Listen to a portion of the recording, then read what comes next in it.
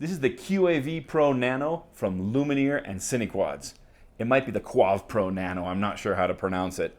It's a super premium, ultralight, 2-inch Cinewhoop designed specifically for the DJI O3 Air unit. Now this drone is sold as a kit. You do need to put it together yourself, but GetFPV has all the parts available to do a truly solderless build. It's just plug and play. And what that means is that it's about as easy as building a micro FPV drone can be. I did pay for everything in this video myself. This is not a sponsored video. I did choose to buy this particular drone over some of the other options that are out there. And I'm gonna be brutally honest with you. This is a great quad. I love flying it. I'm having a ton of fun with it, but there are some drawbacks and it might not be for everybody. I see two really good use cases for this quad.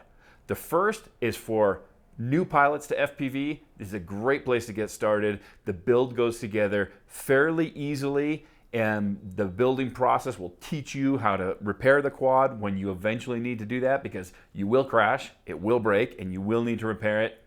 And it flies super well. It's incredibly stable in the air, and it's a great way to learn FPV. The second use case is as a professional video production tool. Now I know some people throw around the word pro a lot, like this QAV Pro Cinewhoop. When it comes to video production, you are going to be limited to the quality offered by the DJI O3 system. Very high quality 4K footage, the dynamic range, and some of the filming options are not going to be what they are on a full-size GoPro. Technically, you might be able to put on a naked action camera or an Insta360 Go, but why would you? In that case, go with something bigger. This quad was designed specifically for the DJI O3 Air unit. Is the O3 Air unit good enough for you? I do have videos on my channel specifically comparing the DJI O3 system with a full GoPro, so check those out. I go into detail and there's a lot of side-by-side footage, and if you decide that the DJI O3 is the way you want to go, keep watching. This quad might be for you. If you decide, no, I have to run a full GoPro, well, you might want to go with something a little larger. This isn't going to be for you in that case. This is a premium frame, and by premium, I mean expensive. And it is expensive. It's twice as much as most of its competitors. You could get two GepRC Cinelog 20 frames and a pack of props for the same price as this frame. You can almost get a Pavo Pico or a Happy Model Mobula 8, which is a complete drone minus the O3 system, for the same price as this frame kit. Add a few bucks and you can get the complete drone. Is this drone worth the price premium? In this video, I'm gonna give you guys a review of the QAV Pro Nano.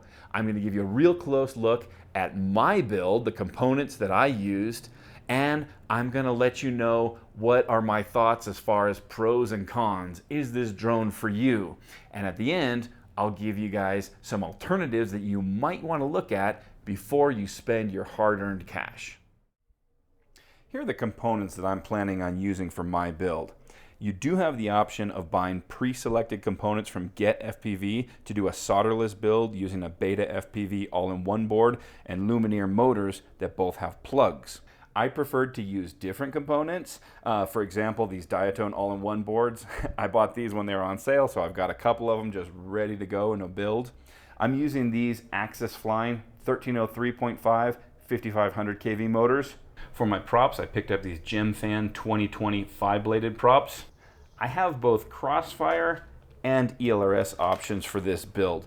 If I use Crossfire rather than the full-size Immortal T, I may use one of these mini Ts. That should give me plenty of range with the Crossfire system, and it'll be a little bit less obtrusive in a micro build. I feel like the DJI O3 system deserves a long-range receiver. No, I'm not planning on flying a micro Cinewhoop long range, but I would like to take advantage of the really great penetration that this system has. You'll never know when you might need to fly through a building, behind walls, behind trees, where you don't want a fail-safe. You're spending the money on the DJI O3 Air Unit system, you might as well go for a quality radio system, and either one of these would work perfectly. Speaking of reliability and fail-safes, I'm going to use this tiny GPS from Flywoo. Look how small this thing is. Like, I'll put a nickel up to it. I know most people will say that a GPS on a micro quad is just silly overkill, but this is not a budget build. These components cost some money, especially the O3 air unit, and I would like to be able to fly over water or behind obstacles, knowing that if I do lose my video signal or fail safe, the quad is not going to drop over water or on top of people. All right, you guys, now for the star of the show, the Quav Pro frame itself.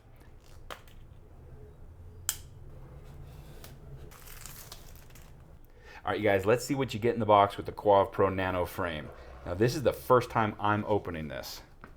On top, we've got an instruction manual, and that says something about their design philosophy. Frames don't usually come with detailed instructions like this, so that should make the build very easy and beginner friendly.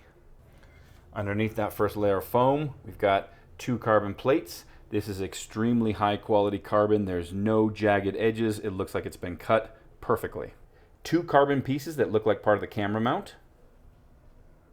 Next, we've got a hardware bag that has 2 custom battery straps, a 3D print for your X-T30, a right angle USB-C cable, and some hardware for your build like zip ties and all the screws that you're going to need.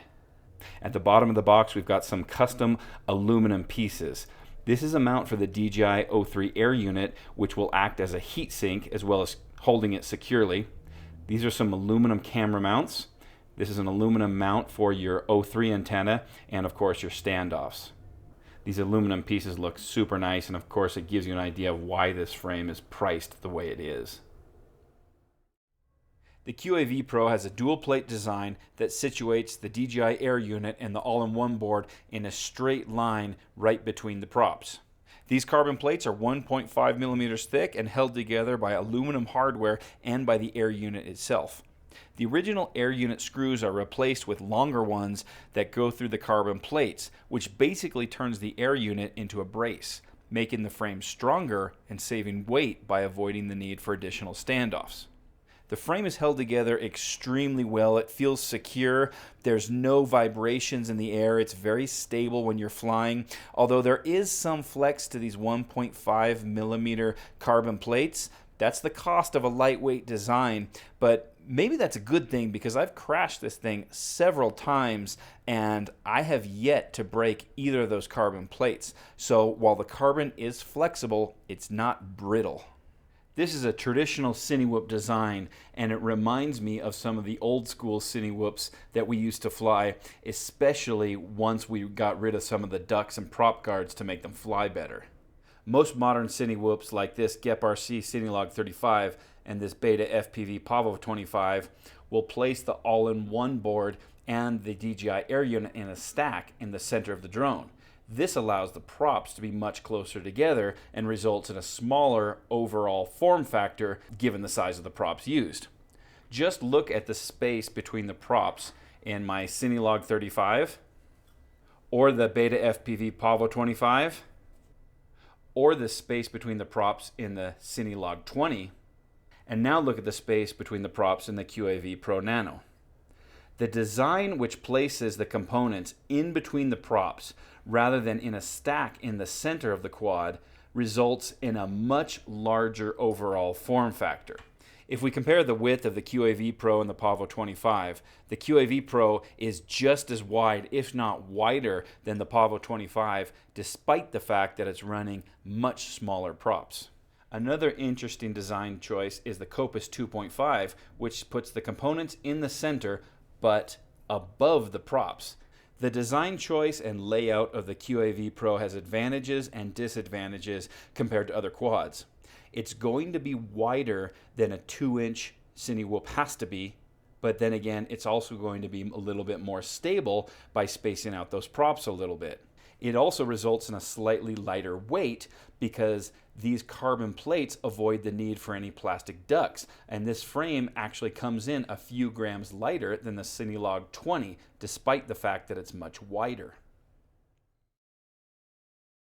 The highlights of this frame are the custom aluminum heat sinks for the DJI O3 air unit, which holds it securely, keeps it cool, and allows the DJI O3 to act as a standoff to keep that frame super secure.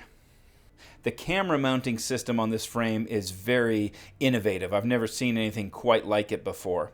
It uses two rounded carbon pieces mounted to two custom aluminum standoffs. Not only does it hold the frame extremely securely, but it holds that DJI O3 camera super snug, super secure. It's very easy to tilt the camera up and down, and once you snug those screws, it's locked in place. It's not going anywhere. And these rubber grommets provide plenty of soft mounting and dampening for that DJI O3 camera. In fact, sometimes it can be too soft. A little more on that later. That custom aluminum antenna mount is another nice touch. It holds that DJI O3 antenna super securely, and it's way more secure than any of the TPU mounts that I've seen. I really like this captured XT30 connector. It's a friction fit design, and this TPU piece has some feet that when you pass the XT30 connector through it, that friction spreads the feet apart, and it's super secure. It's not going anywhere. And this is just another example of some of the unique innovations that Cinequads has come up with in this frame design, and it explains a little bit of where that premium price comes from. The included battery straps are another nice touch. For my 654Ss, I use the larger strap. For my 554Ss, I use the smaller strap. All right, you guys, now I'm going to give you an overview of my build and the components that I used. In all of the product shots that I've seen of the QAV Pro, the stack is always mounted to the bottom plate. The problem with that is, since this is a pusher design, the motors have to be mounted to the top plate, and that means that you would have to remove the motors in order to take the two plates apart. Let's say you wanted to have access to the stack to make repairs or to add in a component or what have you. I built mine with all of the components mounted to the bottom plate, which allows me to remove the bottom plate in order to have access to the all-in-one board.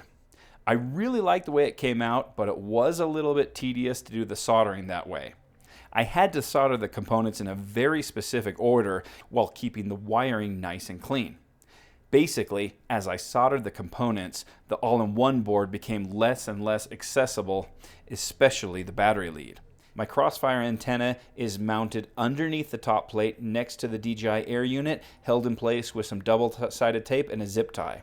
I'm using a mini Immortal T mounted on top of the top plate with some double-sided tape and two zip ties, which is super secure. It's not going anywhere.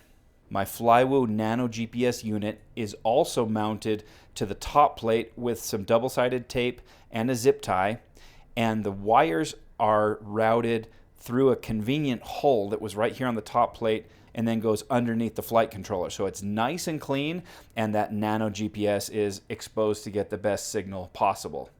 This unit weighs 2.2 grams, but it adds a little bit of confidence for me when I want to fly over water or over someone's property or somewhere where I might not be able to recover my quad if I were to fail-safe or lose video feed.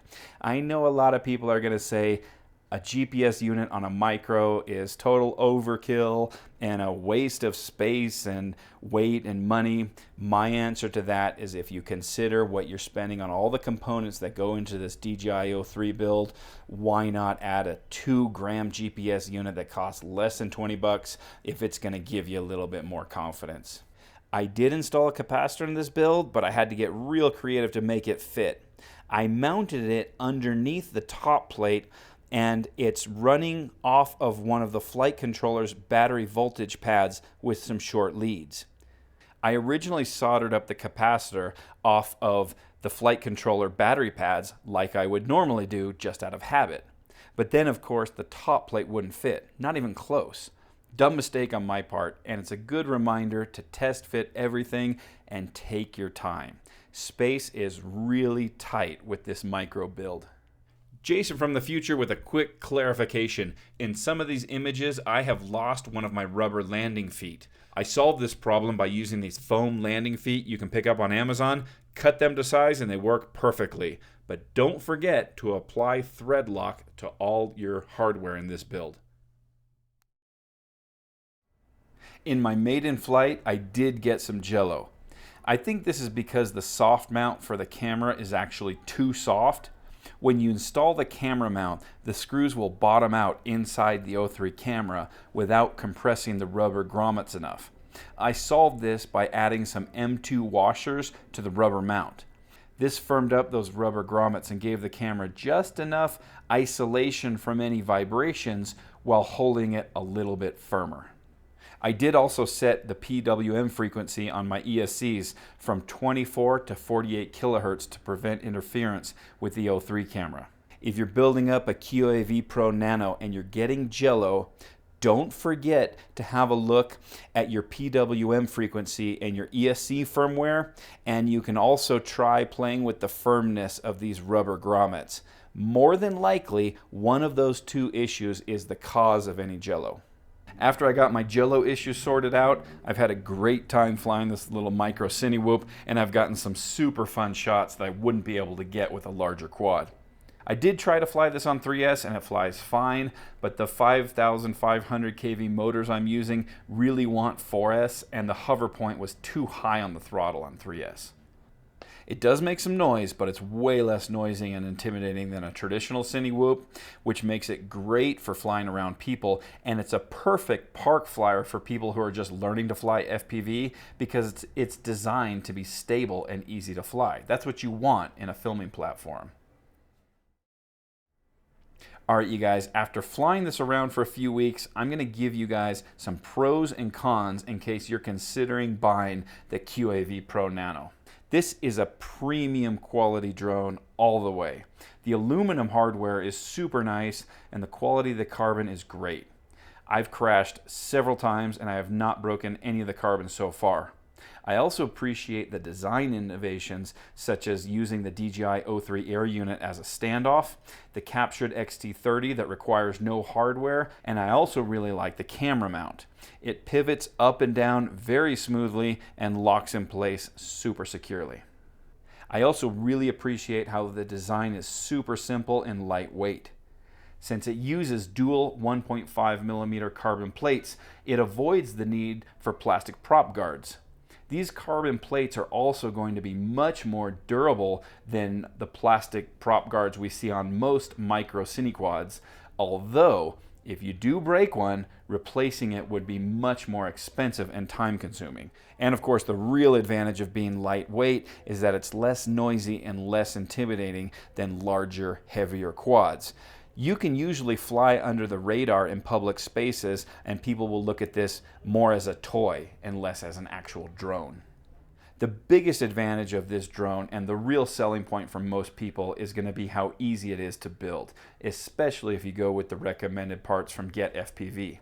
You can do a solderless build if you want to go that way, and the dual plates give you some real space to work with as opposed to the stack design you see in something like a Cinelog 20.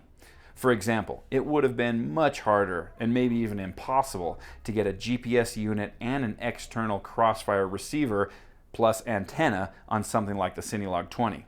It's still a micro with limited space, and wire management is still a little bit fiddly, but the design makes it as easy as a micro can be to build and work on. Alright you guys, now let me tell you about some of the things I don't like about the QAV Pro Nano.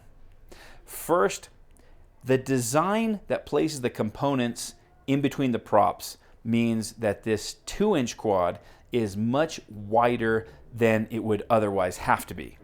What that means is you could go with a 2.5-inch build with a very similar footprint and similar components and costs, which would allow you to carry heavier batteries and a lightweight action camera like a naked GoPro, which would arguably be a more versatile filming setup if you could only have one drone. I also noticed that there are no 20 by 20 mounting holes in this frame, only 25 by 25. There's plenty of space for a 20 by 20 stack, so I'm not sure why they didn't provide 20 by 20 mounting holes as well. Also, don't forget that the camera mount may create jello if you assemble it according to the instructions. It's not a big deal, and a few extra M2 washers fixed that issue for me, but it's something to be aware of.